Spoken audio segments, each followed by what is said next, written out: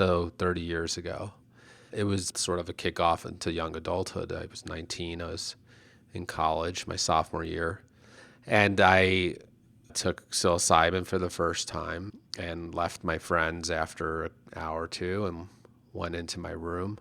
And I'm in a high-rise building at UMass Amherst. So there's very tall dorm rooms. And I got very flooded by a lot of overwhelming feelings of how miserable I've been my whole life and how shut down I've been and how scared I've been and how desperate I feel and how alone I feel. And I proceeded to walk over to the window and thought I was going to jump out. I was like, this is how I've always felt. I don't want to feel this anymore.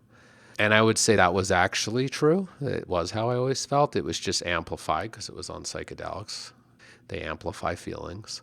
And they were already strong enough to amplify to that point.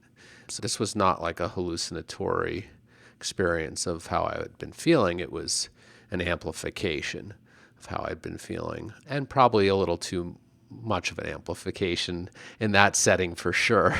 And then what happened was I had a hallucination of my 5-year-old sister who started yelling at me to not do it, and it's not fair to her.